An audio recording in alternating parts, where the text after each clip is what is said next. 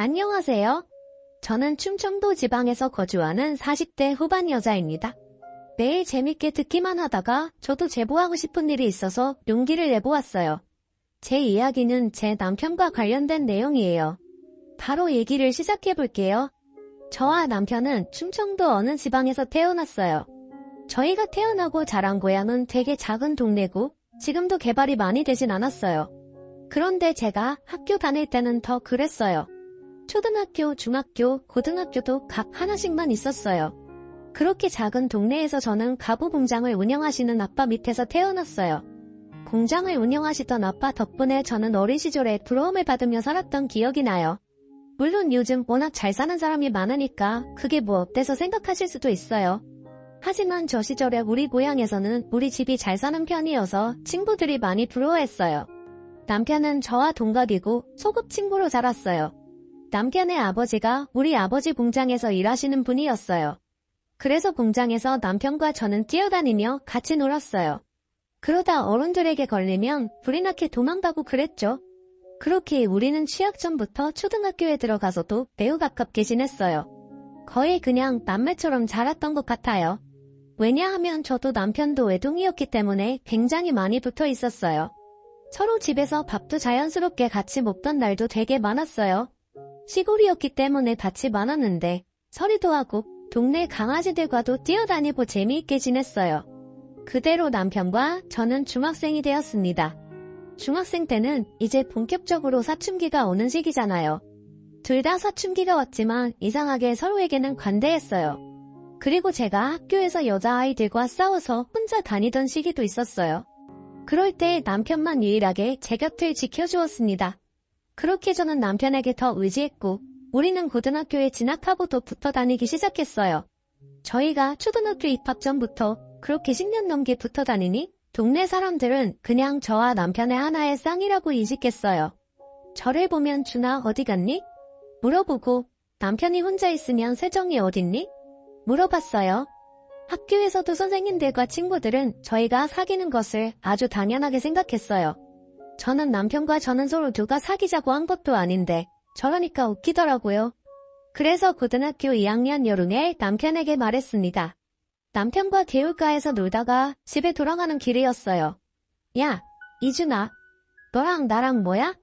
다들 우리가 사귄다고 알아. 우리가 사귄 사이야? 남편은 가만히 멈춰서 저를 바라봤어요. 쳐다보지 말고 말을 해. 그럼 사귀죠. 정말 담백하고 직설적이고 어이없는 대답이었습니다. 그렇게 저희는 사귀게 되었어요. 옆집 사는 순애는 동네 오빠가 꽃다발을 사와서 고백했다는데 저는 간단하게 사귀자는 말로 연애를 시작하다니 억울한 마음도 들었습니다. 하지만 뭐 어쩔 도리가 없었어요. 왜냐하면 저는 이미 남편을 좋아하고 있었거든요. 그렇게 저희는 사귀게 되었고 그 연애는 계속 지속되었습니다. 사실 남편은 그때도 저에게 이미 큰 부분을 차지하는 사람이었어요. 그래서 옆에 남편이 없다는 사실은 잊고 싶지 않았습니다. 그렇게 저희는 성인이 되었어요. 남편과 저는 대학에 진학하게 되었습니다. 저는 서울에 있는 대학으로 가게 되었고 남편은 인근에 있는 국립대학에 들어가게 되었어요. 저는 사실 거리가 멀어지니까 우리가 잘 사귈 수 있을까 걱정했어요. 그런데 걱정이 무색하게도 남편은 지방에서 서울로 버스를 타고 저를 보러 왔어요. 제가 서울에 올라오고 사실 많이 힘들었습니다. 처음으로 부모님과 떨어져서 살아야 하고 낯선 상황에 많이 놓이게 되니까 적응하는 것이 저에겐 매우 힘들었어요. 그렇지만 남편이 자주 서울에 와주니 버틸 수 있었어요. 그리고 저도 남편의 군대를 기다려주었습니다. 서로 그렇게 힘든 시기에 버팀목이 되어주며 서로의 인생에 좋은 영향을 끼쳤어요. 그리고 저는 대학을 졸업하고 고향에 다시 내려왔습니다. 원래는 졸업하고 서울에서 직장을 다닐 생각이었지만 저는 제가 서울살이와 맞지 않다는 사실을 잘 알게 되었어요. 방학 때마다 고향에 내려왔는데 그때마다 너무 저와 잘 맞더라고요. 서울로 올라갈 때는 너무 막막하고 슬퍼서 매일 울었어요. 그 정도로 서울살이는 힘들었기 때문에 고향에 내려왔습니다. 그리고 서울에서 대학을 나온 경력을 가지고 동네에 보습학원을 열었어요. 아버지와 어머니도 고향에서 4대째 사시고 계셨어서 아는 사람이 매우 많으셨어요. 저는 고향에서 태어나 자랐으니 당연히 아는 사람이 많았어요. 그래서 생각보다 보습학원이 매우 잘 되었어요. 그때쯤 남편은 대학교를 졸업하게 되었습니다. 남편은 전공을 살려서 인근 지역 대기업에 취직하게 되었어요. 고향에서 1시간 정도 걸리는 거리에 있는 회사였어요. 그리고 둘 다 자리를 잡았으니 결혼 얘기가 자연스럽게 나오기 시작했어요. 사실 저때쯤 저는 이미 결혼은 남편과 해야 한다고 생각했어요. 워낙 너무 어릴 때부터 붙어 다녔기 때문에 다른 남자와 결혼한다는 것은 상상도 어려웠습니다. 그건 남편도 마찬가지였대요. 그리고 제가 시장에 가면 어른들이 그렇게 저한테 말씀하셨어요. 세정아, 너희 식은 언제 올리니? 아예 결혼한다는 그 사실 자체는 확정되어 있었고 식을 언제 올릴지가 관건이었습니다. 저희 부모님도 그렇고 남편 부모님도 그렇고 우리가 결혼하는 것이라는 사실은 이미 확정이었어요. 그렇게 저희는 동네에 있는 하나밖에 없는 식장에서 결혼하게 되었습니다. 정말 저와 남편의 결혼은 동네 잔치였어요. 동네 사람들 모두가 왔다고 해도 과언이 아니에요. 저는 동네에서 보습학원을 하고 있었으니까 학생들도 많이 왔어요. 타지로 나간 친구들도 다 와서 축하해주고 저희 학생 때 선생님들도 많이 오셨어요. 그렇게 온 동네 사람들의 축복을 받으며 결혼식을 올렸습니다. 아직도 그 결혼식장에서 결혼한 사람 중에 우리식 하객이 제일 많았다고 하더라고요. 신혼집은 그때 당시 새로 생겼던 아파트에서 시작하게 되었습니다. 친정아버지가 힘을 써주셔서 마냥 감사한 마음뿐이었어요. 저는 그렇게 고향에서 부모님 곁에서 살며 보습학원을 하며 남편과 행복하게 살기 시작했습니다. 그렇게 1년 후 저는 임신도 하게 되었어요. 임신을 확인하고 얼마나 기뻤는지 몰라요. 그런데 제가 임신을 했는데 입덧이 굉장히 심했어요. 그래서 일을 계속하는 것이 정말 힘들었습니다. 병원에서도 몇 번이나 경고하더라고요. 저는 아이를 너무 지키고 싶어서 보습학원은 잠시 쉬게 되었습니다. 그리고 진지하게 남편과 거처를 고민하기 시작했어요. 저는 고향에서 계속 살고 싶었어요. 제 삶의 터전이고 또 부모님과 붙어 있으니까요. 남편은 제 의견을 존중해줬습니다. 남편은 그 대신 저에게 말했어요. 나는 여보 더 많이 붙어 있고 싶어. 그런데 지금 출퇴근이 왕복 2시간이 넘으니까 힘들어. 저는 남편의 말을 듣고 정말 안타까웠어요. 남편은 저 때문에 멀어도 고향에서 사는 건데 그 결정이 오히려 남편을 힘들게 하는 것 같아서 마음이 좋지 않았습니다. 그래서 저는 친정아버지를 찾아가서 부탁했어요. 가게 하나를 열어달라고 했습니다. 아버지는 제가 부탁하자 아주 흔쾌히 치킨집을 차려주셨어요. 아무래도 친정부모님이 옆에 계시니까 임신 기간 동안 많이 챙겨주셨거든요. 시부모님도 워낙 어릴 때부터 같은 분들이라 저를 친딸처럼 여기시던 분들이에요. 몇 번 위험했던 순간들도 있었지만 건강하게 공주님을 출산하게 되었습니다. 남편과 머리를 맞대고 고민한 끝에 아이 이름은 체리미로 지었어요. 부모 마음은 부모가 되어야 안다고 하잖아요. 저는 정말 저 말에 100번 동의해요. 아이가 커가는 모습을 볼 수 있다는 것이 얼마나 행운인지 그때 알게 되었습니다.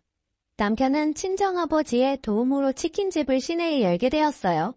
우리가 학생 때 매일 가서 놀던 곳에 가게를 열게 되니까 기분이 색달랐습니다. 저희가 고등학생 때 같이 학교 끝나고 시내를 돌아다녔거든요. 그래서 치킨집에 교복을 입은 학생들이 오면 어찌나 예뻤는지 몰라요. 저와 남편의 학생 때가 생각나더라고요. 우리 결혼식 때 정말 하객으로 많은 분이 오셨었다고 제가 말했잖아요.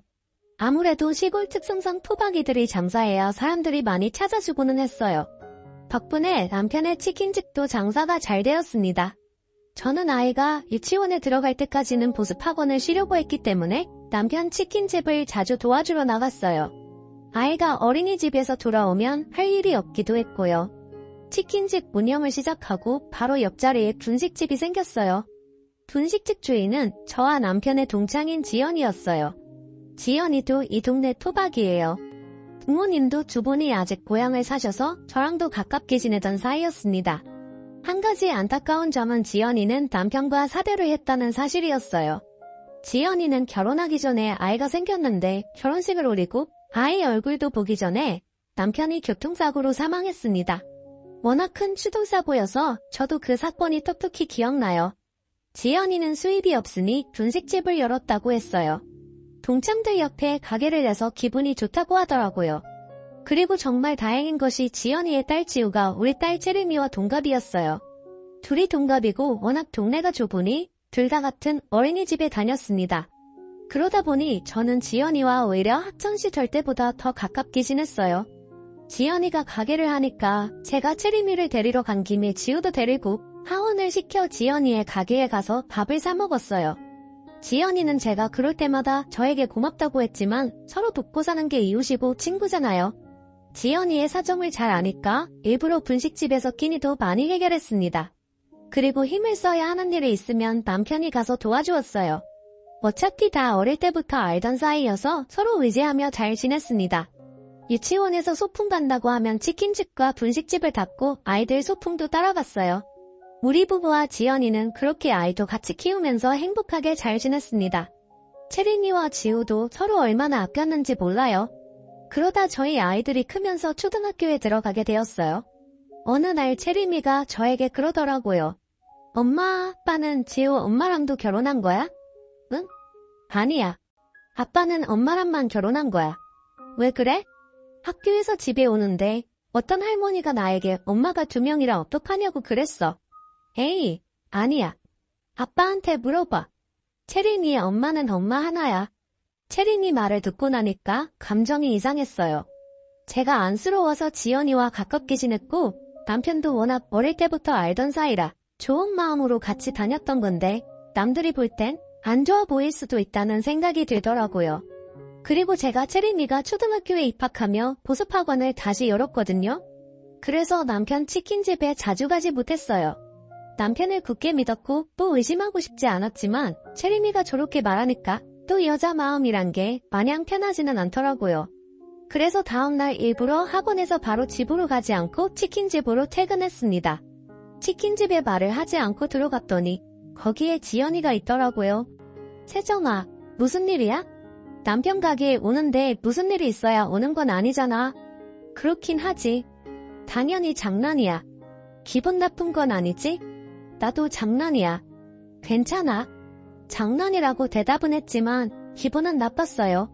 남편을 쳐다보니 잘 왔다고 수고했다고 하더라고요.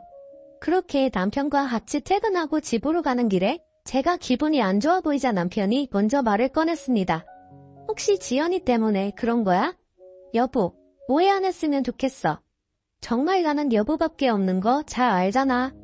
자기를 의심하는 건 아닌데 그냥 동네에서 말이 나올까봐 걱정돼서 그래. 우리가 어릴 때부터 붙어 다녔던 거 기억나지? 여기 사람들 다 우리 사이 아는데 무슨 걱정이야. 내가 더 잘할게. 너무 걱정하지 마. 남편이 저렇게 말해주니까 마음이 놓이더라고요. 그 뒤로 남편 가게에 몰래 찾아가도 지연이는 잘 보이지 않았습니다.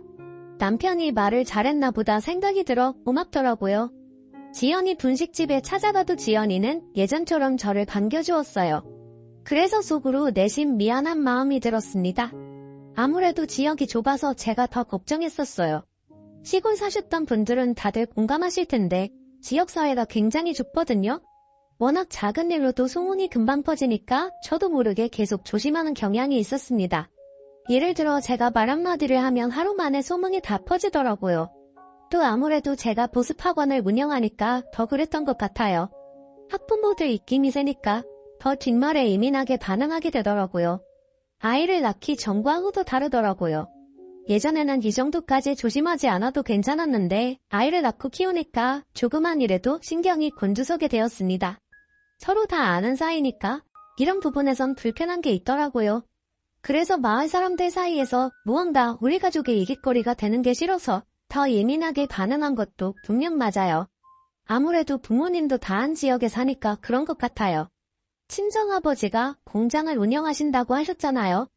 동네 사람 중에 공장에 다니시는 분들이 꽤 있으세요.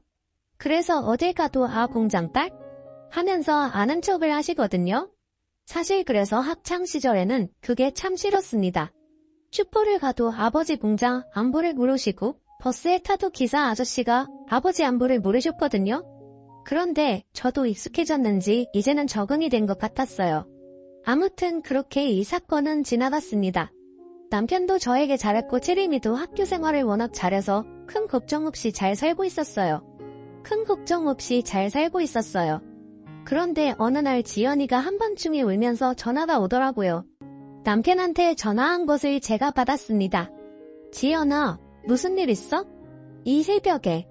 세정아, 나 어떡하니? 우리 아버지 돌아가셨어. 나 어떡해? 뭐? 어디야? 우리가 거기로 갈게. 여기 땡땡 장례식장이야. 나 정말 너무 슬퍼. 저는 급하게 남편을 깨웠어요. 비몽사몽으로 일어나는 남편에게 지연이 아버지가 돌아가셨다고 전했습니다. 남편은 정말 놀라더라고요. 그렇게 우리 부부는 장례식장으로 바로 갔어요. 지연이가 울면서 우리를 맞이하더라고요. 저는 지연이를 안아주며 위로했습니다. 지연이 아버지는 저도 어릴 때부터 봤던 분이셨어요. 워낙 호탕하신 분이셨는데 자다가 심장마비로 돌아가셨다고 하더라고요. 지연이가 너무 놀란 것 같아서 안심시키려고 노력했던 기억이 나요. 연락을 받은 사람들이 하나둘씩 오기 시작했어요. 그렇게 저도 장례식장에서 지연이를 많이 도와주었습니다. 지연이도 외동이라 도와주는 사람이 많이 없었거든요. 남편이 아무래도 남자니까 많이 나서는 상황이 있었어요. 그런데 제가 약간 기분이 나빴던 것은 남편을 지연이 남편으로 오해하는 사람들이 있었어요. 제가 정말 어이가 없었던 부분은 지연이가 그걸 듣고도 부정하지 않더라고요. 이미 오해한 사람들이 있는데 굳이 정정하지 않는 모습을 보며 저는 속으로 기분이 나빴습니다. 하지만 장소가 아무래도 장례식장이니까 제 기분을 티내지 않으려고 노력했어요. 지연이는 아버지가 돌아가신 충격이 매우 컸던 것 같아요. 우리 남편에게 많이 기대더라고요. 저는 그걸 보면서 이건 아닌 것 같다 느끼면서 기분이 나빴지만 장례식이 끝나고 얘기해야지 하며 넘겼습니다. 지금 와서 생각해보면 절대 그냥 넘기지 말았어야 했어요. 제가 기분이 안 좋아 보이는 것을 눈치챘는지 남편이 저에게 다가왔어요. 여보, 장례식장이잖아. 설마 오해하는 거야? 내가 뭘? 아니, 너무 표정이 안 좋아 보여서. 기분이 좋지는 않지. 남편은 오해하지 말라며 저를 안아주었습니다. 그러면서 미안하다고 사과하길래 그냥 장례식장 사건도 이대로 넘겼어요. 사실 뭐라고 한마디 하고 싶었지만 장소 때문에 어쩔 수 없었어요. 그렇게 지연이 아버님이 돌아가신 후 지연이는 눈에 띄게 우리 남편을 부르기 시작했어요. 남편도 죽고 아버지도 죽고 자기는 옆에 있는 사람들이 자꾸 떠나간다고 너무 슬프다고 우리 집에 찾아와서 울기도 했어요. 저는 물론 지연이의 상황은 안타까웠어요. 하지만 너무 자주 저러니까 부담스러운 마음이 들었습니다. 그래서 진지하게 이사도 생각하기 시작했어요. 고향이라 대학도 서울에서 나왔지만 굳이 내려왔던 곳이었는데 뭔가 살면서 불편한 상황이 계속 생기니까 오히려 내가 여기를 피해야 하나 생각이 들었습니다. 그래서 친정엄마한테 얘기를 터놓았어요. 내가 편한 대로 하렴. 사실 엄마는 지연이가 그렇게 마음에 들지 않아. 사실 친정엄마도 지연이를 그렇게 좋아하진 않으셨어요. 왜냐하면 지연이가 꾸미는 것을 좋아해서 짧은 치마도 자주 입거든요. 저야 못도래니까 괜찮았지만 아무래도 시골 어른들 눈에는 애 엄마가 저러고 다니니 귀에서 말이 많이 나왔나 보더라고요. 그리고 지연이가 성격이 되게 좋아서 여기저기 말도 많이 붙이는 편이에요. 그래서 아는 사람도 많고 어딜 가도 살갑게 얘기를 많이 하는데 그걸 안 좋게 보는 분들이 많았어요. 예전에는 엄마가 저에게 저런 말을 꺼내시면 제가 하지 말라고 했거든요. 지연이는 제 친구잖아요. 그런데 이제는 엄마가 저렇게 지연이를 욕해도 말리지 않았습니다. 그래도 남편은 저만 바라봤기 때문에 의지하며 살고 있었죠. 그런데 이사 생각은 했지만 가지 못했어요. 왜냐하면 딱 그때 정말 큰 불행이 저에게 찾아왔습니다. 그건 바로 암이었어요. 어느 날부터 살이 갑자기 많이 빠지더라고요. 처음에는 요즘 먹는 것도 잘 먹고 괜찮게 지냈는데 왜 이럴까 생각했어요. 물론 지연이가 신경을 쓰였지만 그것과 별개로 제 생활은 매우 잘하고 있었거든요. 보습학원도 제가 원장이니까 스트레스도 심하지 않았습니다. 그렇지만 살이 빠져서 기분은 좋더라고요. 그런데 살만 빠지면 괜찮았는데 소화도 잘 되지 않았어요. 그뿐만 아니라 쉽게 피곤해졌어요. 우리 집에서 보습학원까지는 걸어서 25분 정도가 걸려요.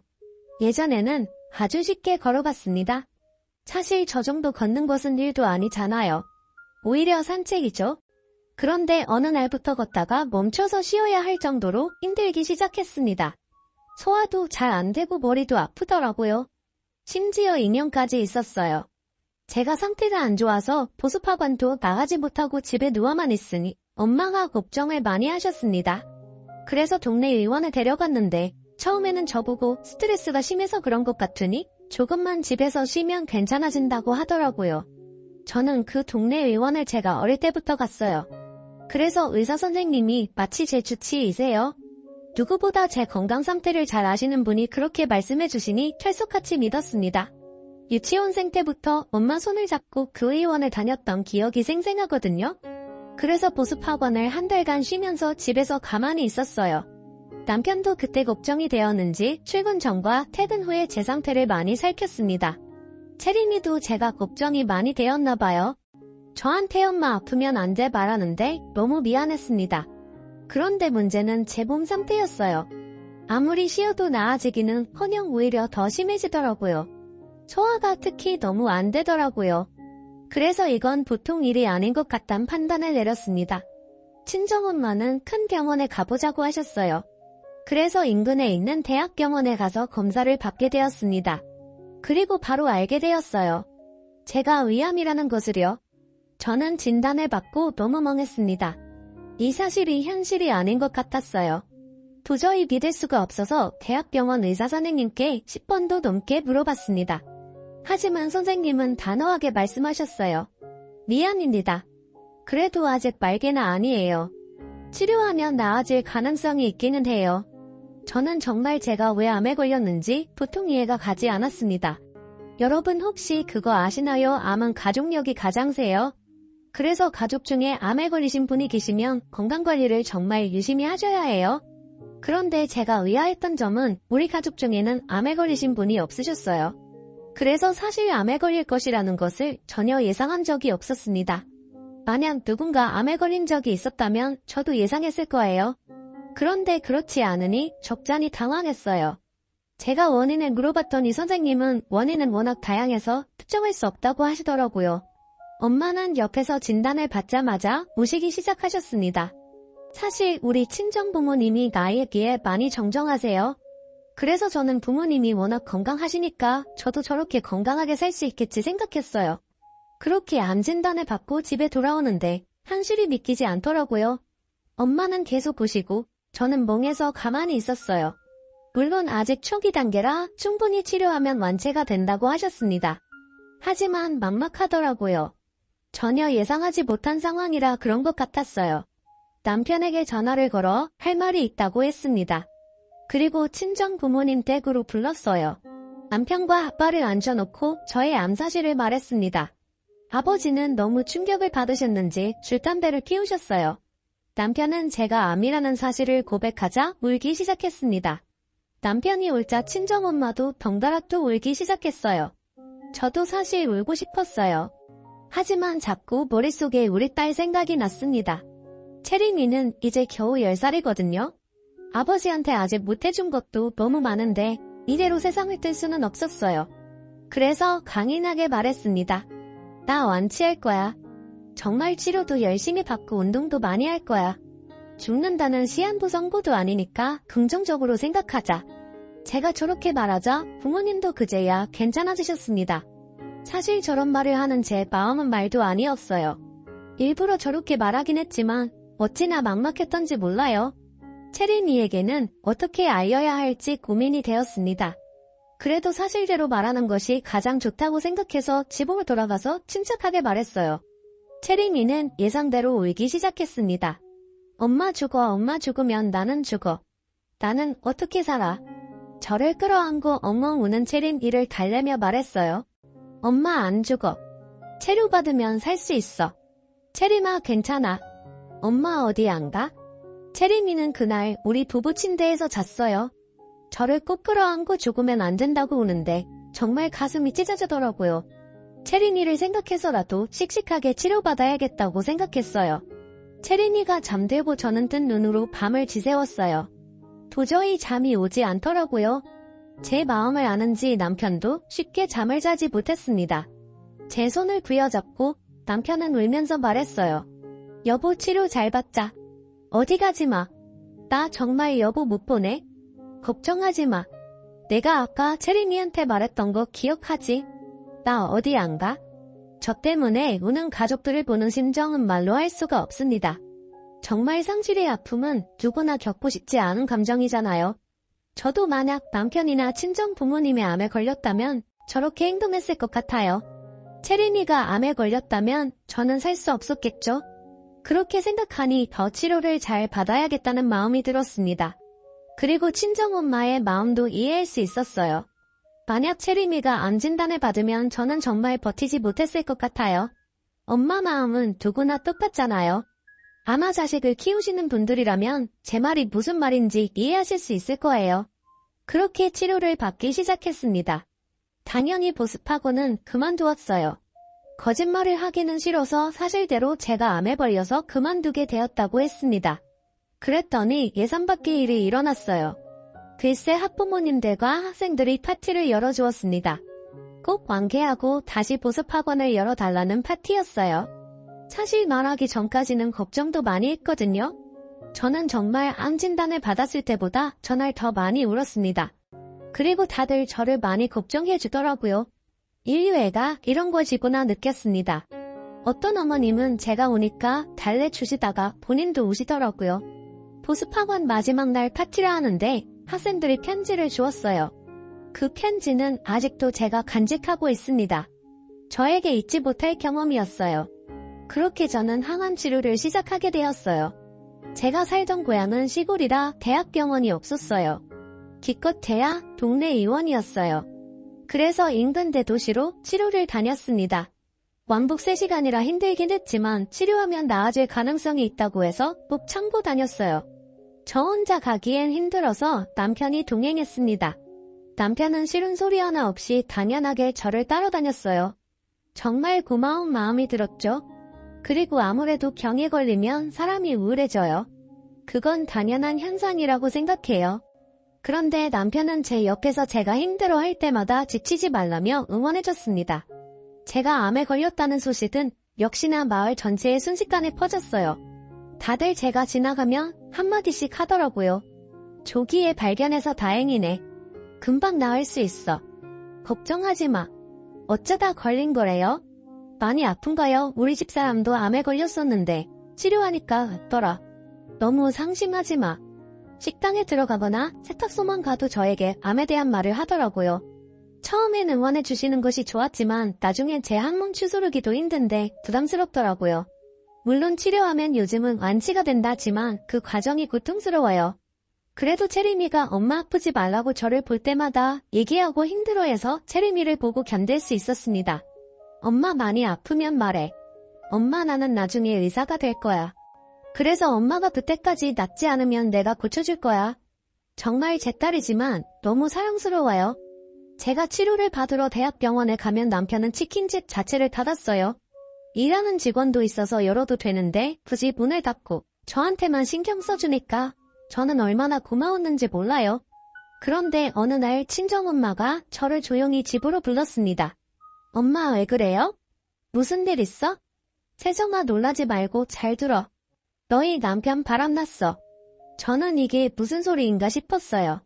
그게 무슨 소리야? 엄마 제대로 말해봐. 이게 뭐? 내가 너 항암 치료도 받고 있고 혹시나 충격받아서 더 안 좋게 될까봐 말 안 하려고 했는데 그러기엔 내가 너무 사이가 괘씸해. 나중에 알게 되면 너를 속이게 된 거라 지금 말하는 게 나을 것 같아. 엄마 침착하게 상황을 다 말해봐. 무슨 소리냐고? 재원이가 말해줬어. 너희 남편 그 분식집 사장 지연이랑 바람났어. 저는 너무 놀랐어요. 일단 남편이 정말 저의 의심이 아니고 진짜로 지연이와 바람났다는 사실도 충격이었지만 그걸 체린이가 말해줬다는 게 너무 충격적이었습니다. 체린이가? 체린이 그 어린 것이 얼마나 착한지 자기 엄마 아픈 거 알고 혼자 끙끙 앓다가 나한테 울면서 말하더라. 분식집 사장을 집으로 데려와서 둘이 무슨 얘기를 했길래 얘가 나한테 찾아와서 말을 해. 엄마한테 다 듣고 나니 정리가 되었습니다. 그동안 의심은 근거 없는 게 아니고 오히려 사실이었어요. 바람이라는 것을 알고 나니까 그동안의 행적이 다 떠오르더라고요. 지연이가 치킨집에 자주 간다는 사실은 저도 알고 있었지만 제가 그렇게 불편한 티를 내니까 몰래 만났던 거였어요. 제가 운영하던 보습하고는 시내와 조금 떨어져 있어서 저는 걔네가 어떻게 지내는지 정말 잘 몰랐거든요. 아이들이 공부하러 오면 거기에만 신경 써야 하니까 더욱이요. 나중에 동네 사람들한테 말을 들었더니 외지에서 온 사람들은 분식집과 치킨집이 부부가 동시에 운영하던 집인 줄 알았다고 하더라고요. 남들 눈에 그렇게 보일 정도면 어느 정도로 붙어있는지 아시겠죠? 제가 아프기 전부터 그랬는데 아프고 나서 학원을 접고 나서는 더 심해졌다고 하더라고요. 여기가 워낙 좁아서 다들 아는 사이라고 했잖아요. 가끔 오지랖 넓은 어른들은 지연이에게 유부남이니까 조심하라 하면 지연이가 그렇게 대답했대요. 무슨 상관이세요? 그걸 심지어 아이들도 이상하다고 여겼나봐요. 언니 딸인 지우가 채린이에게 우리 엄마랑 너희 아빠 결혼해. 그럼 너희 엄마는 어떻게 이런 말도 했다고 하더라고요. 아이들이 혼란스러울 정도로 붙어 다녔다는 것을 알자 정말 배신감에 온몸이 부들부들 떨렸습니다.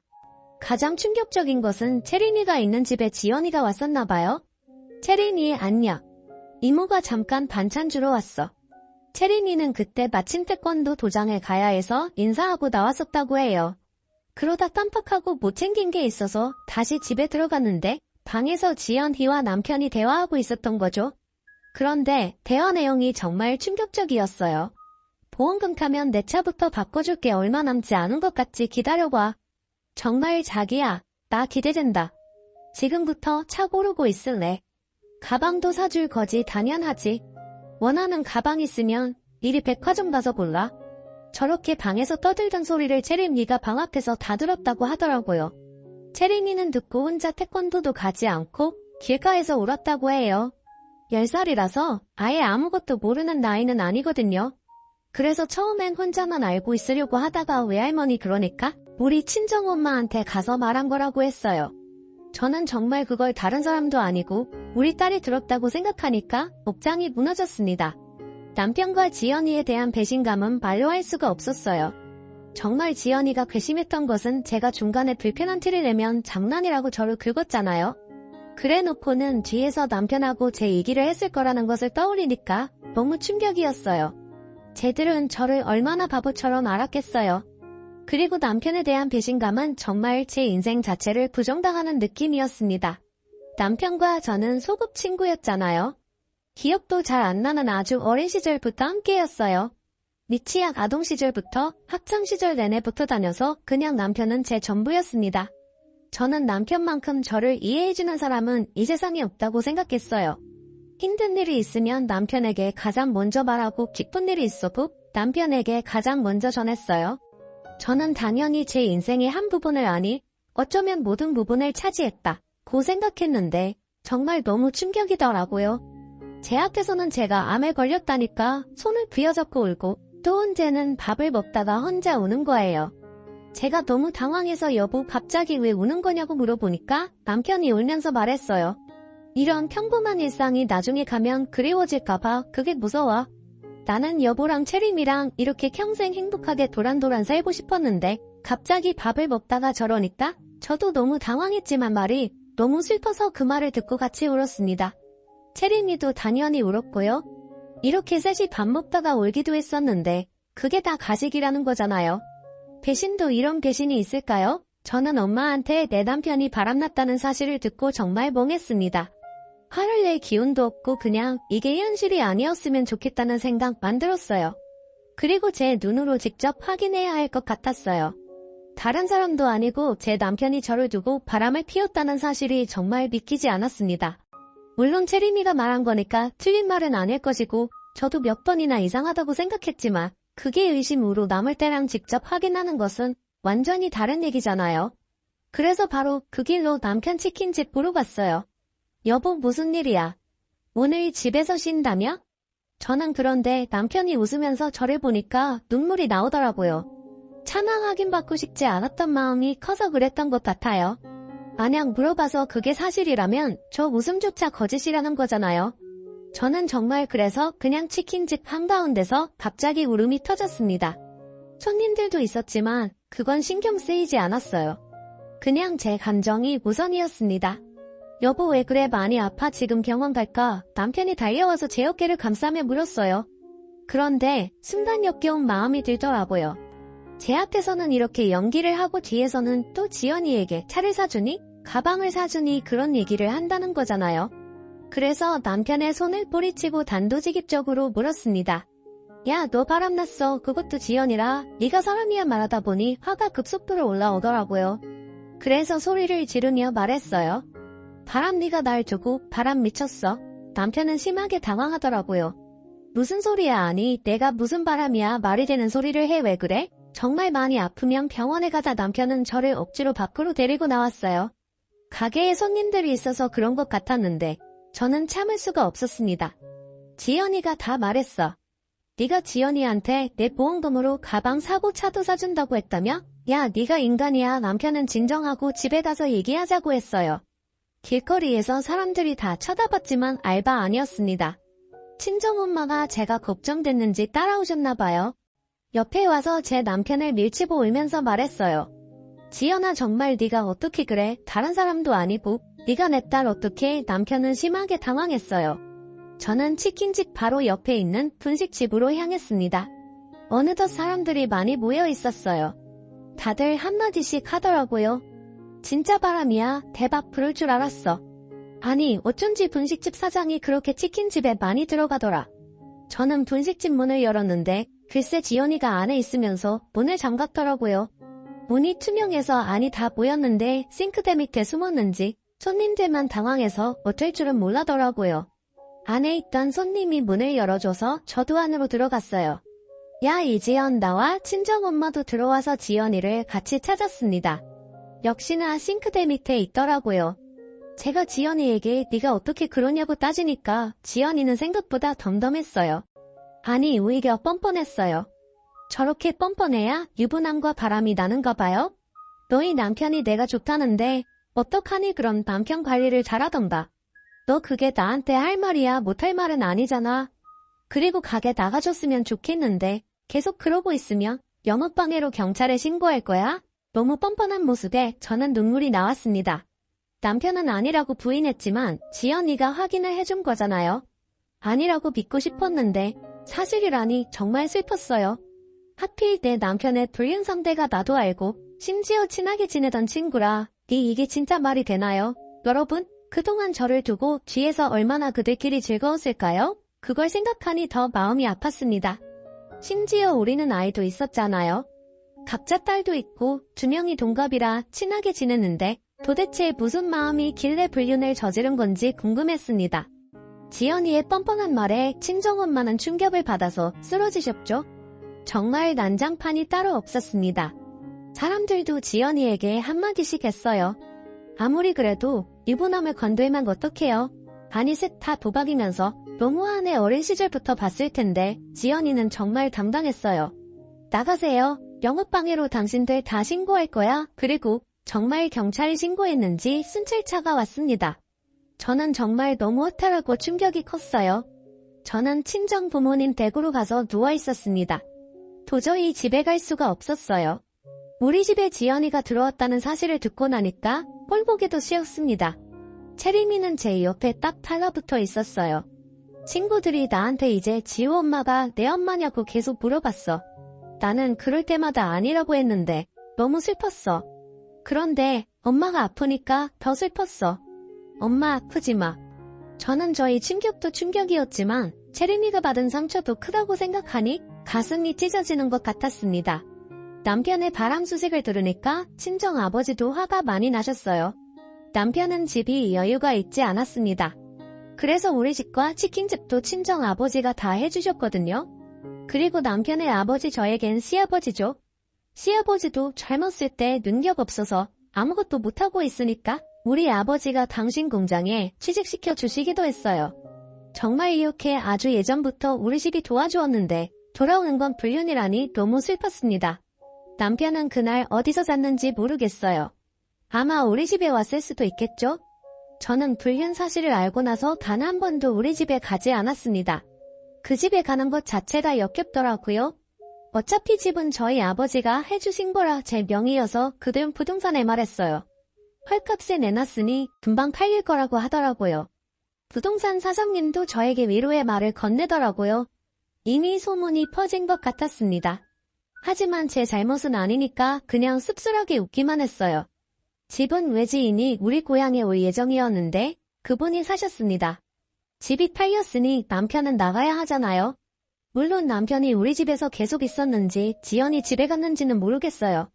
남편에겐 전화도 많이 왔습니다. 저는 일부러 받지 않았어요. 그냥 정말 묵묵부답으로 일관했어요. 분식집과 치킨집은 폭삭 망했어요. 왜냐하면 동네에 소문이 쫙 퍼져서 아무도 안 갔거든요. 또 사실 그 두 개의 주된 고객들은 우리 친정아버지 공장 직원들이었거든요. 아버지가 팔아주신다고 정말 매일같이 주문하셨거든요. 그런데 그 둘이 불륜이니까 너무 괘씸하잖아요.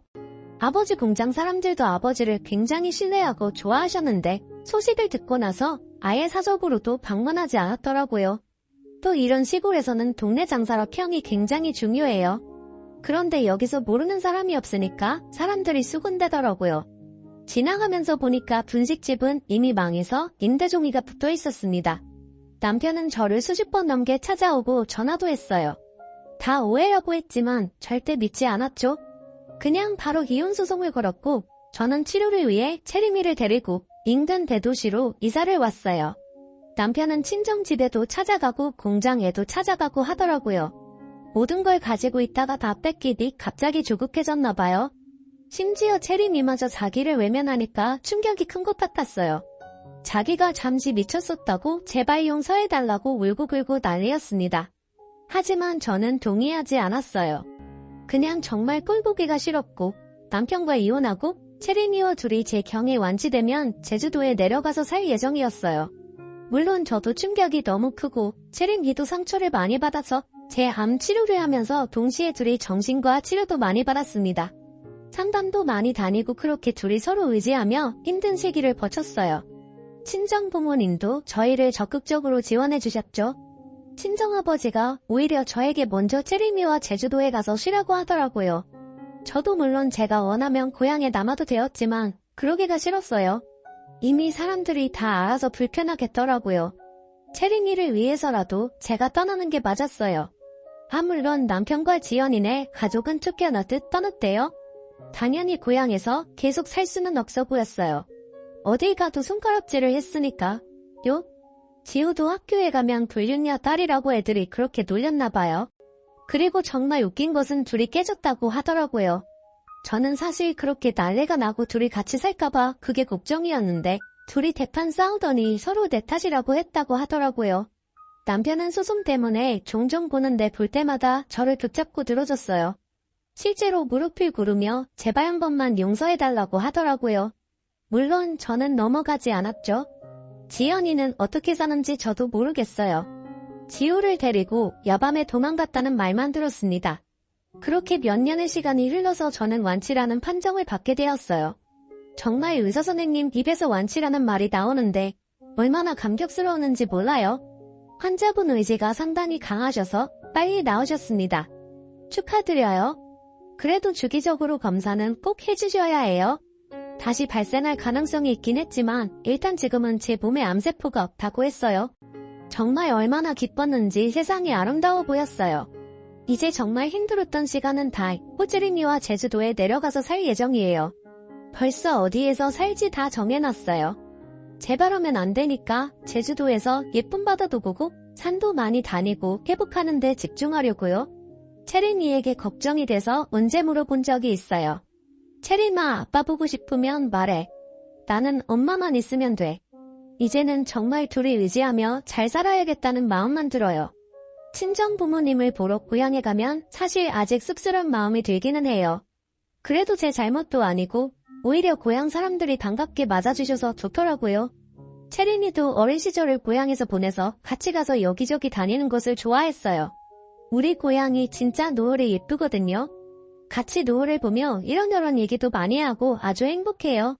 체린이와 저는 앞으로도 서로 재밌게 살자고 다짐했어요. 여기까지가 제 얘기입니다. 들어주셔서 정말 감사합니다. 여러분들도 힘든 시기가 있어도 힘든 일 끝에는 좋은 일이 오고 나쁜 사람들은 결국 벌을 받는다는 것을 기억하시며 이겨내셨으면 좋겠어요.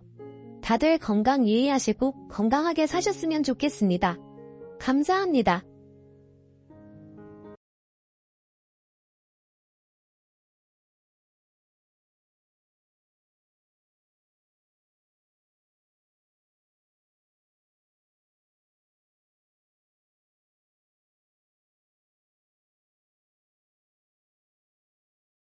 사과 받든 하려고 합니다. 소소하게 신우이는 저에게 막말을 참 많이 했어요. 그 옷 어디서 샀어요? 언니는 참 검소한 것 같아요, 사람이. 브랜드보다는 보세 옷을 많이 입잖아요. 하면서 돌려가기는 기본이고 살 좀 빼라는 둥, 좀 꾸미고 다니라는 둥, 뒤에는 꼭 농담이라는 말을 붙여가면서 사람을 더 기분 나쁘게 했어요. 그런 일들이 비일비재했고 사건의 주축이 된 일은 제가 아기를 낳고 난 뒤였어요. 첫 아들이 태어났을 때 속눈썹이 너무 길더라고요.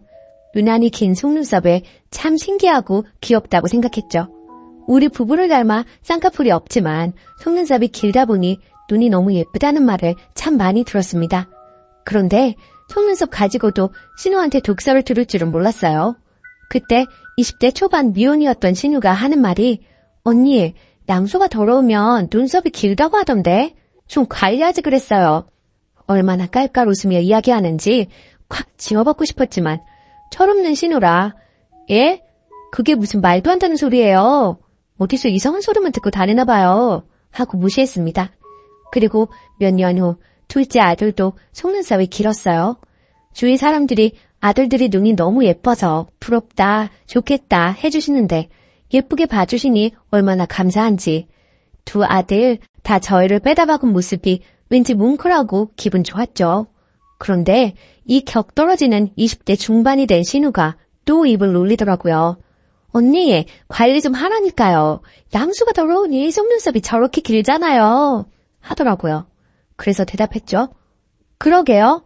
근데 나 어머님께서 해주시는 반찬이랑 아버님이 사주신 과일로 대부분 먹었는데 뭐가 그렇게 더러웠을까요? 라고요. 그랬더니 아유, 농담이지. 뭘 그렇게 대답해요. 엄마 아빠 들으면 서운하시게 하더라고요. 제가 입도 또 심하고 몸이 안 좋아서 시부모님이 자주 오셔서 먹을거리 챙겨주셨어요. 임신 전에도 첫째 손주 보러 자주 오시는 어머님이 항상 반찬이나 반찬 재료를 갖고 오셨고요. 한 번씩 시댁 모임 가면 시부모님이나 남편은 가만히 있는데 신우 이것이 저를 한 번씩 뒤틀어요. 저보고 이것저것 시키고 일 부리려고 하는데 그렇다고 단하고만 있는 저는 아니거든요. 한 번은 저보고 엄마가 요리 다 하고 힘들었으니 언니가 설거지하게 엄마는 가만히 있으라고 하길래 네, 어머님이 맛있는 거 해주셨는데 당연히 설거지 해야죠. 근데 아가씨도 아무것도 안 했죠? 같이 해요. 제가 해물 테니까 거품 내주세요. 어머님 음식 맛있게 얻어먹었는데 아가씨도 일해야죠. 하면서 같이 일하게끔 했어요. 저 일부러 골탕 먹이려는 거 뻔히 알고 있었고 제 실수에 어쩔 수 없이 설거지하면서 입 툭 튀어나와 있더라고요.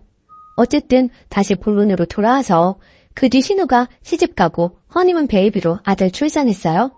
그리고 며칠 전에 시조카 100일이라 신우 집 다녀왔습니다. 시조카 직접 본 건 처음이었는데 속눈썹이 길더라고요. 어라? 이때다 싶어서 말했습니다. 물론 100일 잔치 끝나고 사진도 다 찍고요. 아가씨, 김신 때 아무거나 막 먹더니 아기 피부가 안 좋네. 그러길래 커피랑 과자랑 많이 먹지 말라고 했잖아요. 100일 전에 피부가 이런 건 또 처음 본다. 그리고 아가씨 양수도 많이 더러웠나 봐요. 어째 속눈썹이 우리 애들보다 더 기네요. 난 또 아가씨는 관리 잘할 줄 알았는데 헛똑똑이네. 그랬더니 갑자기 우네요. 그래서 또 이야기했어요. 농담인데 왜 울어요? 우리끼리 그런 농담쯤은 할 수 있잖아요. 그랬더니 펑펑 울어요. 달래줄 마음도 없고 계속 울고 투덜대는 거 듣기 싫어서 빠르게 점심 먹고 집으로 왔습니다. 그랬더니 남편이 저에게 막 뭐라고 하네요. 결국에는 남편과 말다툼을 했습니다. 아까 말이 너무 심하잖아. 100일 된 아이 예쁘다는 말만 해줘도 모자란데 그게 뭐냐? 혹시 그때 한 말 아직도 마음에 담아두고 그러는 거야? 철없는 애가 한 말을 그냥 넘기고 말지 뭘 또 똑같이 갚아주려고 하냐? 하더군요. 늘 아가씨가 농담이라고 하는 말에 비수 꽂혀가며 살았어. 똑같은 말 대갚아줬을 뿐인데 그게 펑펑 울 일인가? 난 남한테도 막말 잘하길래 본인은 상처 안 받을 줄 알았지. 아, 그래서 똑같이 하니 속 시원하냐? 그냥 넘길 수도 있잖아. 꼭 그렇게 울려야 해? 무슨 말도 안 되는 말 하면서 애한테 상처를 줘. 양수 더러우면 속눈썹 길다는 거 네 동생한테 배운 거야. 잊고 있다가 조카분이 생각나서 한 말이야. 농담인데 왜 우냐? 네 동생은 그런 농담 해도 되고 나는 왜 안 되는데? 그랬더니 그 뒤로는 할 말이 없는지 한숨만 푹푹 쉬고 결국 지금은 냉전입니다. 이거 제가 속이 좁은 건가요? 저는 할만하니까 했다고 생각하거든요. 후기. 남편에게 댓글들 다 보여줬어요. 처음에는 댓글들이 칼날이 되어 자기 마음에 박히는지 더 화를 내더니 하루 지나서는 자기가 대신 사과한다고 미안하다네요. 자기는 자기 동생이라 워낙 툭툭 내뱉는 말에 익숙해져서 상처라고 생각을 못했는데 대신 사과한다면서요. 그래서 신우가 그동안 했던 험한 말들 사과하기 전까지는 저는 신우 만날 생각이 없다고, 본인도 자기가 한 말인 걸 잘 알 텐데 내 사과 기다리지 말고 스스로 사과한다면 그나마 가족의 정으로 용서해주겠다고. 근데 스스로 사과할 마음이 없으면 인간이 덜 된 거라고요. 남편도 신우랑 자리 만들지 않겠다 하며 알겠다 하네요. 그동안 작은 독설들은 받아치거나 참으면서 넘어갔는데 이번 일로 저도 대놓고 싸우고 똑같이 해줘야겠다 싶었어요. 속이 좀 시원하더라고요. 아무튼 조언 모두 정말 감사했습니다. 댓글. 완전 잘하셨어요. 확인사살 해줘요. 조제 가졌을 때는 관리 잘하라고. 남편은 남의 편이라 그래요. 그냥 깡그리 무시해줘요. 댓글 2. 그 신우 정말 어이없네. 고작 한 번 듣고 울어요. 님은 2번씩이나 똑같은 말을 들었는데 남편분은 어디 머리가 고장나셨나? 본인이 남편으로서 저런 말 둘째 때는 하지 못하도록 제 동생 관리를 했어야 할지. 더러운 건 양수가 아니라 신우 주둥이구만. 2번째 사연. 저희 엄마와 잘 지내는 줄 알았는데 아내가 이혼하자네요. 안녕하세요. 너무 답답한 마음에 글을 올립니다. 아내에게도 보여줄 생각으로 솔직하게 쓰겠습니다. 결혼해서 이제 돌된 아기를 키우고 있습니다. 아내와 결혼할 때 양가에서 반반 지원 받았고 아내는 모아둔 돈이 5천만 원 가량 있었고 저는 모아둔 돈이 없는 상태였습니다. 이 부분에 대해 늘 아내에게 미안하게 생각합니다. 결혼하고 맞벌이로 생활하다가 아내가 임신하며 일을 관두고 결혼하고 경기도로 거처를 옮기는 바람에 주변에 아무도 없고 양가 도움밖에 먼 거리라 아내 혼자 육아중입니다. 아내는 결혼하고 친구를 만난 적도 손에 꼽고 아기 태어나고는 외출을 아예 안 합니다. 제가 주말에 나가서 친구들과 시간 보내라 해도 주말엔 가족과 시간 보내고 싶다며 나가질 않습니다. 본인을 위한 건 아무것도 사질 않고 항상 제 것과 아기 것만 사길래 옷 좀 사자고 밖에 데리고 나가도 눈요기만 하고 돌아옵니다. 출산 선물로 명품 가방 사준다 골라보라 해도 그런 건 나중에 여유 있을 때 사도 늦지 않다고 이야기합니다. 결혼 전 화려하고 꾸미는 거 좋아하고 친구도 정말 많은 사람이었는데 결혼 출산으로 모든 것이 바뀌었는데도 힘든 내색 없이 매일 행복하다는 사람이기에 저도 너무 행복했고 문제가 없을 줄 알았습니다. 이런 아내가 아주 고마워 정말 잘했고 잘하려고 노력했습니다. 출산했을 때 비싼 곳은 싫다는 아내에게 제발 이번만 내 말 따라달라며 비싼 산후조리원을 잡았고 아기 태어나고는 친구 만난 적 한 번도 없습니다. 아내도 그런 제게 늘 고맙다고 했습니다. 그런데 이번 주 월요일 퇴근하고 돌아왔는데 분위기가 심상치 않았고 아내가 할 이야기가 있다고 하더니 이혼을 하고 싶다고 하더군요. 저는 갑자기 그게 무슨 소리냐 물었고 아내는 전날 일요일 제 가족과 식사했던 상황을 이야기하며 더 못 참겠다고 얘기했습니다. 결혼하고 아내는 저희 부모님의 막말로 힘들어했습니다. 저는 평생을 그런 집에서 자라왔기에 크게 신경 쓰지 못했던 게 있습니다. 몇 번 나설까도 생각했지만 제가 나섰다가 괜히 분위기가 더 안 좋아질까봐 그냥 넘겼던 적이 몇 번 있었습니다. 저는 결혼 전부터 가족과 그리 가깝지도 않았고 원래부터 서로 막말하고 어투가 다정하지 못합니다. 대화도 전화도 하고 살았던 적이 없습니다. 그런데 결혼하고 아내가 자꾸 집에 전화하라고 하고 제가 안 하면 아내가 전화하고 명절 생신 때 식사 약속도 잡길래 아내가 우리 집 문화를 멋지게 넘기는구나 했었습니다. 처음 아내가 힘들다고 얘기했던 게 아내가 만삭 때 가족 식사를 한 날이었습니다. 그날도 저희 부모님께서 아내에게 좀 모욕적인 말을 하셨고 저는 분위기가 안 좋아질까봐 그냥 가만히 있었던 것 같습니다.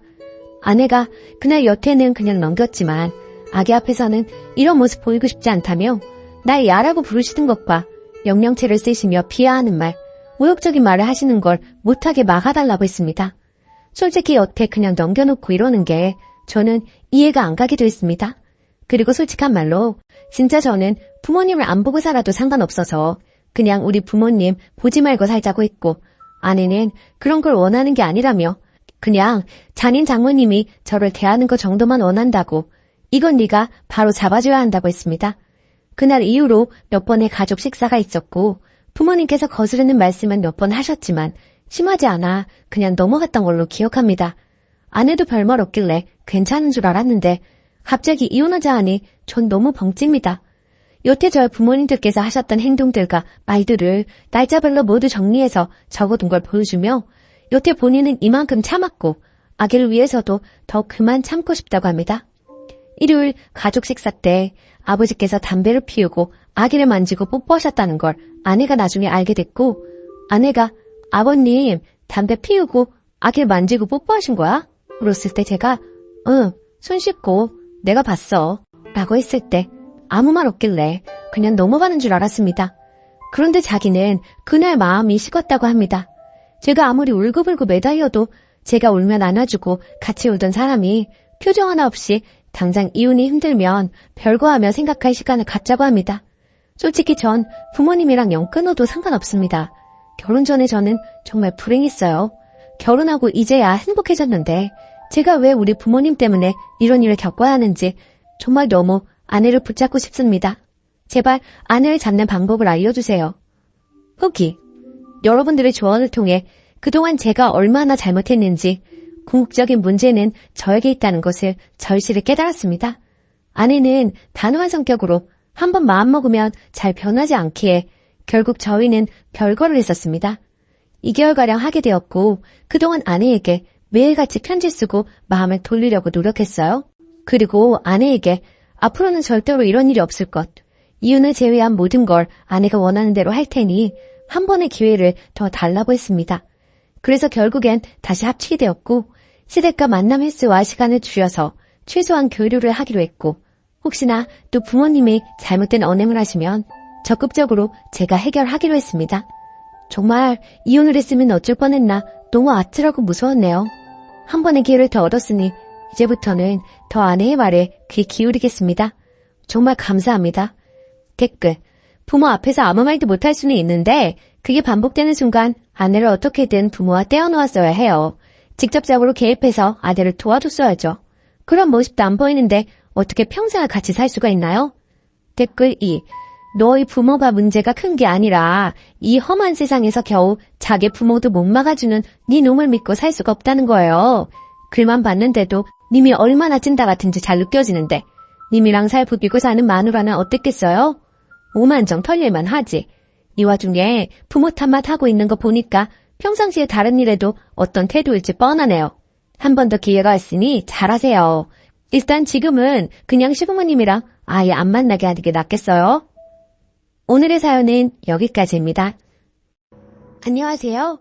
다름이 아니라 오늘 좀 황당한 일이 있어서 이렇게 글을 쓰게 되었어요. 글쎄, 신우이가 어머니한테서 돈을 빌려간 걸 오늘 알게 되었어요. 한 10년째 어머니 생활비 제가 20만 원씩 드리고 있어요. 어머니는 월세 좀 받아서 생활하고 계십니다. 전 신우이가 용돈 15만 원씩 준 지 한 8년 정도 되는 걸로 알았는데 시어머니의 쌈짓돈이 제법 많으셨네요. 신우이가 어머니 돈 죄다 융통해서 쓰고 있는 줄 그간 몰랐었어요. 시어머니랑 대화 중에 제가 저희 아파트 중도금 때문에 힘들다고 했더니 빌려주시겠다고 하시더라고요. 솔직히 좀 놀랐어요. 그리고 어떻게 저희 중도금은 저희 능력으로 해결할 수 있기 때문에 거절은 했는데요. 신우이가 어머니 돈 야금야금 가져가고 있었으면서 시침이 딱 되고 언제나 기계 등등 했던 거 생각하니까 너무 얄밉네요. 저희 신우는 저에 대한 배려는 하나도 없는 사람이거든요. 친정에 와도 전 하나 까딱하지 않고요. 그렇다고 일하는 며느리에게 미안하거나 걱정해주는 그런 거 하나도 없습니다. 여왕처럼 그렇게 바쁘죠. 말도 함부로 하고 너무 거만한 게 기가 찹니다. 그리고 어머님은 자꾸 제 앞에서 집을 아들 명의로 돌려야 하는데 라고 하세요. 막상 저는 크게 그런 부분에 관심도 없는데 자꾸만 저렇게 말씀만 하시니 이제는 저 부리려고 하시는 술집처럼 느껴집니다. 집으로 유세하시는 게 신혼 때부터 지금껏 20년이 되려고 해요. 그리고 솔직히 집 전세금 빼면 1억도 안 되고요. 신우이 가져간 돈이 어렴풋이 8천에서 9천 정도 되는 것 같아요. 그럼 신우이 한 차 다 가지고 있고 어머니 갑자기 돌아가시면 방법은 없죠. 그저 시어머니는 집을 아들 명의로 바꿔야 하는데 말로만 하시고 유세만 하시네요. 신우이는 돈 욕심도 많고 아주 독하고 모진 성격이에요. 늘 돈 굴릴 생각만 하고 돈 거립니다. 그러니 무슨 일이 생겼을 때 돈 내놓을 사람이 아닙니다. 아무래도 어머니가 신우이 가머니설에 농락당하시는 것 같아요. 원래부터 손아래 신우이 너무 거만해서 늘 불편했는데 아마 돈 문제 불거지면 한치 양보도 없을 것이 불보듯 뻔합니다. 저는 맏며느리라고 불임당하고 구박받고 이혼만 당하고 산 것 같아서 어이없어요. 신우이 나중에 지가 마지노릇도 불사하겠다고 하면 말릴 이유도 없지만 노릇 같은 거 할 위인도 못 되고요. 저희 남편은 신우이가 저리 설치는데도 불구하고 제 말에는 귀도 안 기울이네요. 한마디 하고 싶은데 어떻게 해야 할지 고민입니다. 추가, 많은 관심 감사드립니다. 참고로 말씀드리면 위에도 언급했듯이 시어머니한테 중도금 안 빌립니다. 힘들긴 하지만 해결할 수 있어요. 그리고 신우이가 돈 가져간 거 좀 눈치가 엿보여 중도금은 그냥 흐인 말이었는데 어머니가 반응하신 거죠. 딸이 돈 빌려가도 친정에는 안 갚아도 된다는 건 도둑년 신부 아닐까요? 신우이는 그러고도 남을 것 같아서 더 열이받아요. 그간 신우이한테 상처받고 쌓였던 게 더 큰 것 같습니다. 그렇지 않았다면 이렇게까지 열이받지는 않았을 것 같아요. 돈이야 원래 없었다고 생각할 수도 있는 문제이지만 신우이 하는 짓이 정말 밉상이거든요. 지 오빠한테는 너무 여우같이 예쁘게 보이려고 합니다. 하지만 저는 물론이고 저희 아이들한테는 쌀쌀맞고 냉정합니다. 너무 여우같은 신우이 앞에서 속절없이 당하는 제가 너무 바보같이 느껴지고 황당해서 하소연해봤어요. 집에 들어가니 시어머니는 신우이 사진 닦고 계시고 자기 딸은 너무 아까워 부엌 근처에는 얼씬도 못하게 하시는 분이 돈까지 다 빌려주셨다고 하니 속상하더라고요. 팔이 안으로 굽는 건 맞는데 남의 자식 대하듯 며느리를 이렇듯 소외시키고 자기들 좋은 대로만 행동하는 시어머니랑 신우이가 얄미워요. 늘 부엌부터 들어가는 며느리에게 말 한마디 따뜻하게 할 줄 모르는 신우이. 더 이상 상대 말고 무시해버려야겠어요. 자기 친정에서 돈을 빌리던 말던. 그리고 집 명의 문제는 남편 보고 적극적으로 알아보라고 하려고요. 괜히 며느리가 나섰다가 모양만 이상해지니까요. 조언 정말 감사했어요. 댓글 1. 쓰니님 서운하고 섭섭하시죠? 오죽하면 봄볕엔 딸 내놓고 가을볕엔 며느리 내놓는다고 하겠습니까? 쓰니님도 아이들 계시지요? 옆집 아들딸하고 내 아들딸이 같은가요? 달라요. 시어머니가 신우이를 아까워하고 사랑하는 거 그건 뭐 어쩌지 못해요. 님도 계신 님이 친정에서 사랑받는 딸 아닌가요? 누가 이해해주기 바라지 마시고요. 님의 권리 스스로 찾으세요. 며느리라 왜 부엌부터 들어갑니까? 그것부터 바꾸세요. 시댁팔길 자주 가지 마세요. 서서히 줄이시던지요. 댓글 2. 야박하시네요. 시어머니한테 용돈 드리는 20만 원, 말 그대로 용돈이지 생활비는 아니죠. 결국 시어머니가 약간의 경제력이 있다는 건데 설사 경제력이 없어도 내 손 떠난 돈의 쓰임 출처까지 이렇게 검사해야 하는지요? 어머니로서는 신우이가 딸인데 아들만 자식인가요? 그리고 아들, 딸 입장을 떠나 자식된 도리로 용돈 드리는 거 아닌가요? 아들이라 나중에 집 물려받을 생각에 용돈 드리는 것인지요? 그냥 내 남편의 부모니 말 그대로 용돈 드리는 거로 생각하세요. 집집이 모두 규모에 따라 다르겠지만 시어머님이 재산을 물려주시면 고마운 거고 안 주셔도 할 수 없지 않나요? 시어머니 재산 시어머니 마음대로 하시는 건데요. 조금만 너그럽게 생각하세요. 두 번째 사연. 의사 아들이라고 생활비 300만 원 요구하는 시댁 힘들어요. 저는 결혼 3년차 주부입니다. 30살 간호사와 33살 레지던트로 만나 결국 결혼까지 꼴이나게 되었습니다. 그런데 결혼할 당시에 저도 사회생활을 늦게 시작했고 신랑도 사회생활을 늦게 시작해서 모아놓은 돈이 한 푼도 없었습니다. 게다가 양쪽 집안의 형편이 좋지 않았던 터라 예단 예물 혼수 다 생략하고 결혼식만 올리기로 했습니다. 이 생각은 전적으로 제 신랑의 생각이었고요. 그렇게 결혼을 하고 신랑이 전문의를 따면서 신랑 앞으로 대출을 받아 34평 아파트를 한 채 장만했습니다. 거의 대출을 이용해 아파트를 분양받은 셈이 되겠네요. 그리고 남편의 연봉이 8,500인데 전문직이라 세금이 꽤 많이 떼이는 편입니다. 참고로 저는 신랑의 권유로 일을 그만두고 2세 계획에 전념해 있는 상황이고요. 전적으로 신랑이 받아오는 월급으로 생활하고 있는데요. 그 월급의 50% 이상은 대출 상환금으로 나갑니다. 원금 플러스 이자 포함해서요. 그리고 집을 사면서 승용차까지 사서 할부금이 나가고 있는 상황이고요. 거기에 각종 보험, 세금, 생활비, 적금 등등 게다가 신랑 의대 다닐 때 학비 대출받은 거 장기를 받아서 아직도 남아있습니다. 그거 다 떼고 나면 100에서 150 정도가 남습니다. 그리고 제 신랑의 계획은 시댁의 용돈 70만 원, 절 친정에 70만 원 이렇게 드리려고 했었다고 합니다. 그런데 절 친정 같은 경우에는 넉넉한 형편은 아니지만 아버지가 공무원이셔서 두 분 먹고 사시는 데는 지장이 없기에 저희 형편에 맞춰 용돈을 30만 원으로 줄이자고 했고 얼마 전까지만 해도 우리 집 30만 원, 시댁 70만 원 이렇게 용돈을 드리고 있었는데요. 이번 시어머님 생신 때 시어머니께서 저희 신랑을 안방으로 부르시더니 다른 의사 가진 부모님은 예단에 지참금까지 받는다던데 우리들은 뭐냐?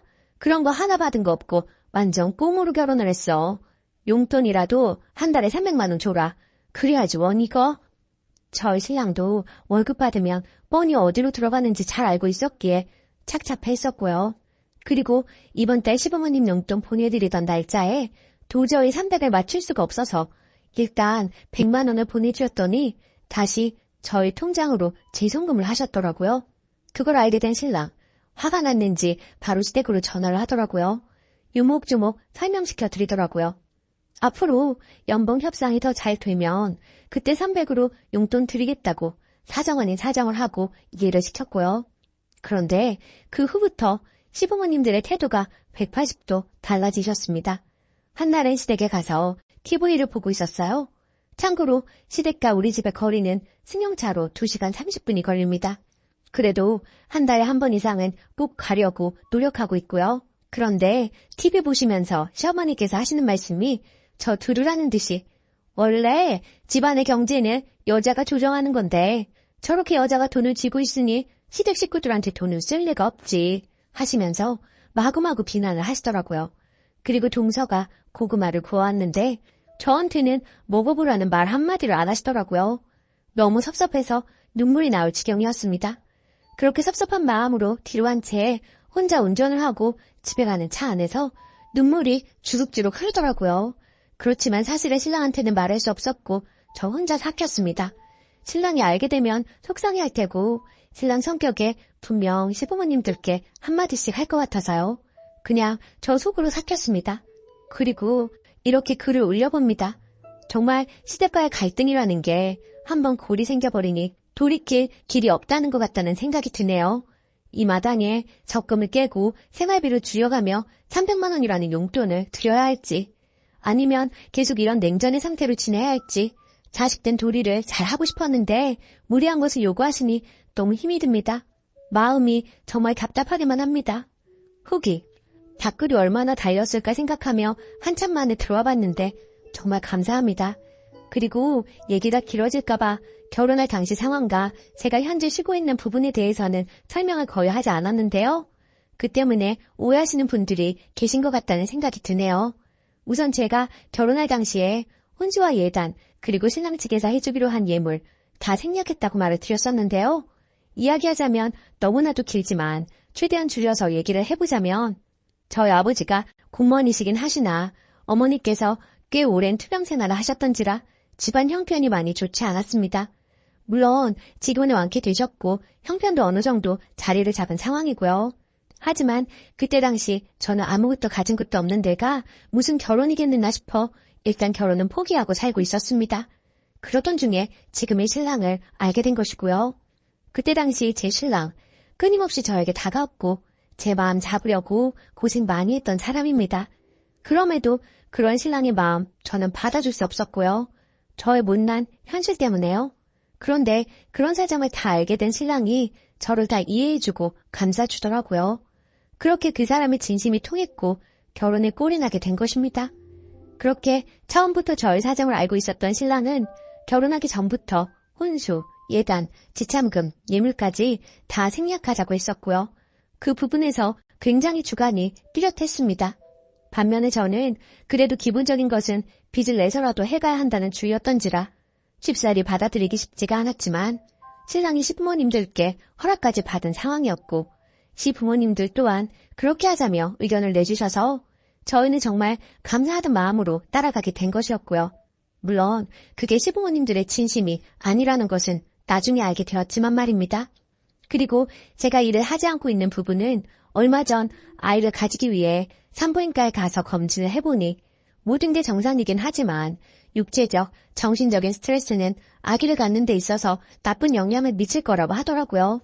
게다가 제 나이도 있고 간호사라는 직업이 3교대에 육체적으로 아주 힘든 직업이라 더는 일은 하면 안 되겠다는 신랑의 판단하에 그만두게 되었던 것입니다.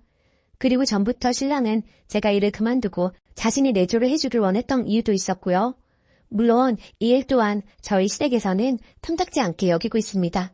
그거라는 신랑 답답했는지 매번 시부모님들과 싫은 소리 할 때도 많았고요. 그렇지만 매번 제 편에 서서 제 얘기를 들어주는 신랑이 있어서 그나마 숨통은 좀 트입니다. 하지만 시부모님께 인정까지는 아니더라도 적어도 미운털 박힌 며느리는 되고 싶지 않은 게 제 마음인데 너무나도 가슴 아프고 속상하고요. 그리고 결국에는 시댁에서 있었던 일 신랑한테 털어놓았어요. 신랑도 하다 안 되겠는지 시댁에 단판을 치겠다고 하더라고요. 300은 사실 말도 안 되고 그렇다고 적금 깨고 하는 건 모두들 듣고 반대하시기도 하고 적금 깨고 그 돈 다 쓰면 그 뒤에 계속 300을 드릴 수도 없는 현실이니까요. 모든 게 너무 무리된다 싶은데 저렇게 화만 내시니 시댁하고 사이가 틀어지더라도 결판을 내자는 것이 신랑 입장이자 절 결론이네요. 마음이 모질어야 하는데 가슴이 아픈 건 사실이에요. 시부모님 공경하면서 잘 살고 싶었는데 뜻대로 되지 않네요. 모든 조언 감사합니다. 답글 써주신 분들께 감사드립니다. 댓글: 남편분에게 말하는 게 좋을 것 같아요. 혼자 삭히면 그게 병이 됩니다. 저도 한 달에 생리 벌어오는 돈 160 가지고 생활을 하는데요. 이래저래 시댁에서 돈이 없네, 뭐가 필요하네, 이래서 들던 적금마저 깨서 해드리려고 하니까 이제 자연스레 그런 얘기를 하십니다. 한 번 했던 행동이 이제 버릇이 되어서 저희는 땅 파면 돈 나오는 기계인 줄만 아세요. 그러니까 절대 적금 같은 거 깨지 마세요. 저처럼 후회하시지 마시고요. 얼마 되지 않은 적금이었지만 깨고 나니까 적금 다시 넣기가 힘들어지더라고요. 님 글을 읽고 울컥했습니다. 약간 저와 비슷한 처지이신 것 같아서요. 님 힘내시고요. 남편분과 이야기를 해보세요. 자식들이 부모 돈 벌어다주는 기계는 아니잖아요. 또 아예 생활비 같은 거 안 드리는 것도 아니고 친정보다 더 드리고 있는데 왜 그렇게 욕심이 많으신지 모르겠네요. 동서한테는 이렇게 바라시지도 않으시죠? 전 시부모님이 형님한테 안 바라시거든요. 그 등살에 저만 죽어나고요. 유산기에 조산기에 있다고 해도 저만 죽어라 부려먹고 돈과 필요한 물건 있음 저한테만 연락하더이다. 저처럼 이렇게 살지 마세요. 댓글 2. 죄다 무개념 아닌가요? 집 좀 작은 데 살고 차가 꼭 필요한가요? 돈 없으면 걸어다니고 적당히 있으면 버스 타고 다니면 되는 거지. 무리하게 집 큰 거 사고 차 사고 그렇게 살아야 하나요? 작은 평수에 대중교통 이용했으면 홀랐겠구만. 그리고 우리 부모님은 내가 돈 드려도 도로 주시면서 항상 하는 말이 돈 줄 생각 말고 돈 빌리거나 오지 말라고 그러시면서 돈 가져오지 말라고 하던데 그 시댁은 진짜 개념이 없네요. 오늘의 사연은 여기까지입니다. 안녕하세요. 속상한 일들 좀 시원하게 이야기하고 싶어서 이곳까지 오게 되었네요. 저는 시어머니가 한 말 때문에 가끔 속상해서 잠을 못 자는 며느리입니다. 저는 현재 30대 후반으로 올해 초 기다리던 임신을 하게 되었어요. 주위에서 임신은 하늘이 내린 선물이라며 힘들게 아이가 생긴 친구들이 있었지만 사실 그게 제 일이 될 줄은 몰랐죠. 매번 병원 다니고 주사 맞고 하는 게 정말 쉬운 일이 아니더라고요. 몸과 마음이 고되고 지쳐갈 무렵 생긴 아기라 더 소중하고 기뻤습니다. 그런데 임신 26주부터 계속 피가 비쳐 병원에서 움직이지도 말고 집에만 있으라는 말을 듣게 되었고 정말 집 밖에는 나가지도 않고 누워있는 생활이 지속되었습니다. 결국 나중에 고위험 산모실에 2주 동안 입원해 자궁수축 억제제를 맞고 버텼으나 약물 부작용과 조기 진통으로 33주 되는 날 응급제왕으로 출산하게 되었어요. 뭐든 자연스러운 게 좋은 것인지 그래도 출산하는 것보다는 수술이 쉬울 거라고 생각했는데 공포 그 자체였어요. 수술 깨고 나서도 제가 계속 헛소리하면서 눈물만 흘렸다고 하더라고요. 하지만 제 건강보다 중요한 건 아기였습니다. 아기는 출산 직후 인큐베이터에 들어가게 되었고 많은 걱정 속에 약 1달간 인큐에 있다가 태어나게 되었어요. 한편 시어머니는 올해 초 유방암 초기 판정을 받은 상태셨어요. 바로 선항암 수술을 받았으며 아기를 출산할 때쯤에는 방사선 치료를 받고 있는 중이었습니다. 그런데 문제는 출산 후 시어머니의 잦은 전화와 통화 내용으로 제가 엄청나게 스트레스를 받게 된 것입니다. 응급제왕한 다음 날 저에게 수고했다는 말도 없이 아기의 상황을 물어보시더니 아기가 엄마 목소리 갑자기 못 들어서 무서워할 것 같다. 매일 네가 가서 목소리라도 들려줘야 하는 거 아니니? 하시더라고요.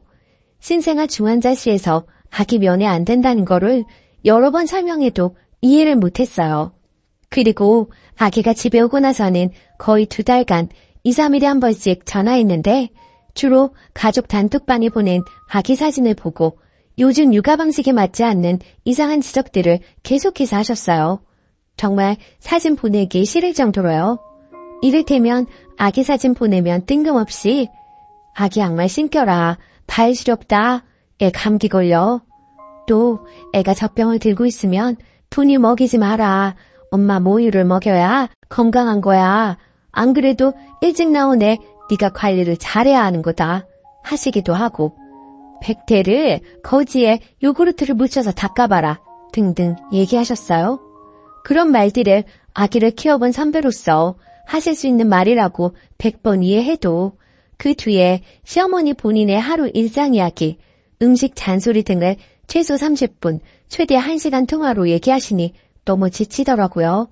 저는 당시 아기가 신생아라 3시간에 한 번 수유하고 모유랑 분유 혼합 수유하던 시기라 진짜 3시간에 한 번씩 쪽잠 자서 너무 힘들었거든요.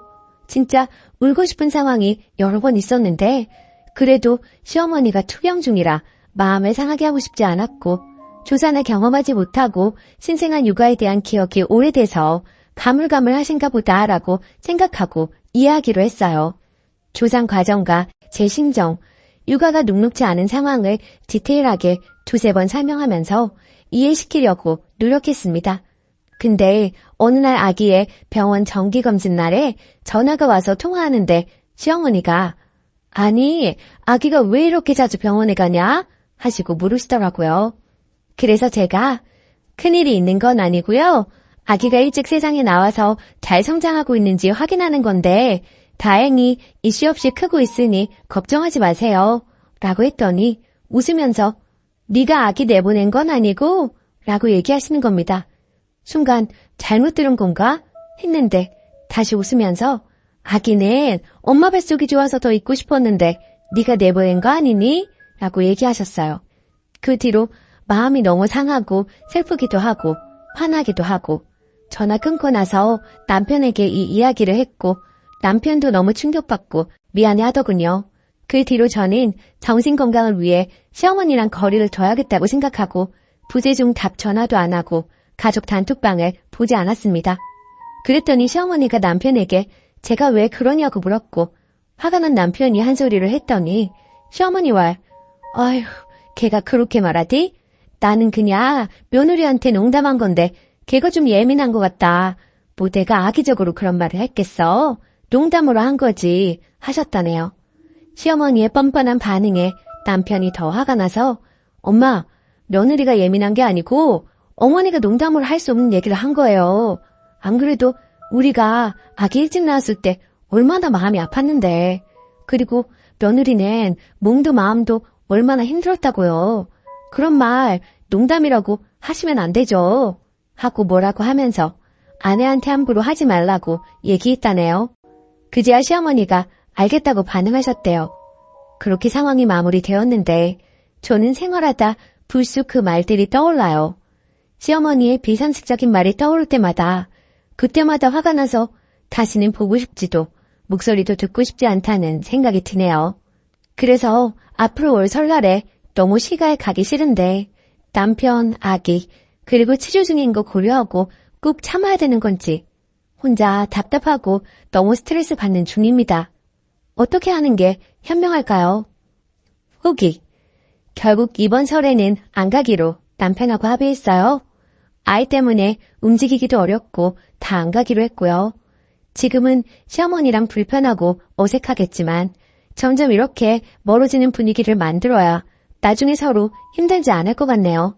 단톡방도 나와버렸어요. 사진은 남편이 자기가 보낸다고 하더라고요. 그게 저희 사정에 맞는 것 같고요.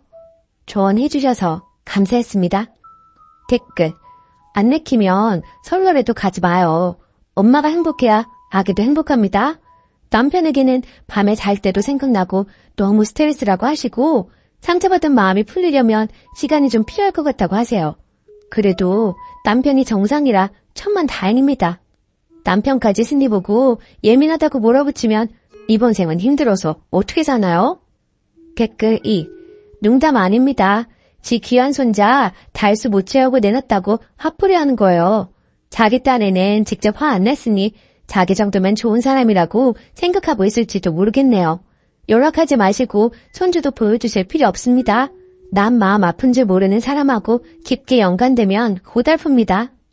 두 번째 사연. 친조카와 사촌조카는 당연히 다르다고 생각하는 제가 인정머리 없는 건가요? 안녕하세요. 29살 여자입니다.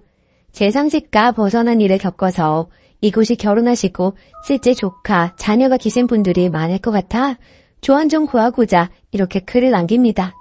제목 그대로 사촌 조카와 친조카는 당연히 다르지 않나요? 사촌 언니는 외동이고 사촌 조카는 올해 7살, 4살, 친언니의 딸은 올해 3살입니다.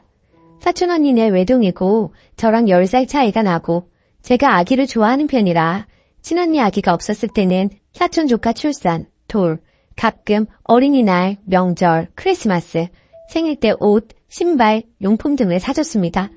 그 후로 친언니가 임신하고 제 친조카가 태어나다 보니 당연히 저도 제 친조카에게 모든 것들이 몰빵이 되었고 친조카가 태어나기 전보다 사촌조카에게 주는 선물 등의 빈도수가 자연스레 줄었습니다. 운 좋게 좋은 직장에 다녀서 또래보다 좋은 연봉 받고 복지 좋은 회사 다니고 있어 조카에게 사주는 선물이 개수도 가격도 조금은 높고 시간도 많이 보내고 있습니다. 자랑은 아니고 사전 설명차 말씀드리는 겁니다.